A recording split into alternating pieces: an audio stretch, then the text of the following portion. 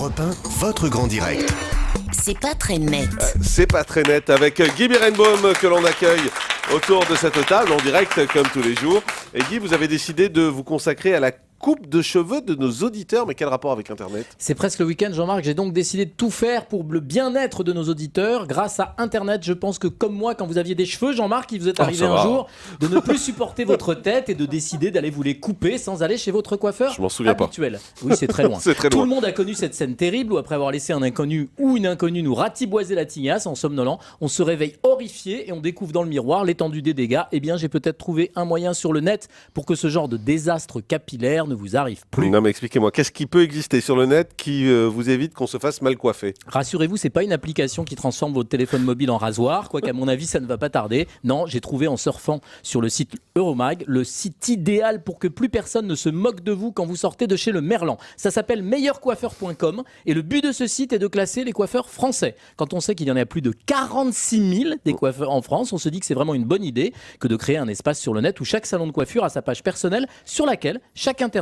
peut donner son avis dès qu'il sort de chez le coiffeur. Franchement, notez son coiffeur, moi je dis c'est une idée de génie. Mais qu'est-ce que ce site offre précisément comme service ? Eh bien d'abord, il y a la page Tous les coiffeurs, où comme son nom l'indique, tous les coiffeurs sont référencés par département et par ville. Donc avant de prendre rendez-vous avec un coiffeur que vous ne connaissez pas, vous allez sur le site et là vous avez tout un tas de critères qui vous permettent de décider chez lequel aller. L'accueil, la décoration, les soins, la coupe, évidemment ça compte, l'hygiène, la qualité, le prix, la disponibilité, les services, la réduction pour les étudiants, la carte de fidélité, la boisson offerte, les horaires d'ouverture. Bref, tout est classé avec des étoiles, mais il y a, Jean-Marc, l'essentiel, le critère le plus important avant de choisir son coiffeur. Son physique ? Non. Ah non, pardon. Quel Non. est le critère le plus important alors ? C'est pas son physique, c'est là que je me rends compte que ça fait bien longtemps que vous avez laissé votre malheureuse touffe en friche, Jean-Marc.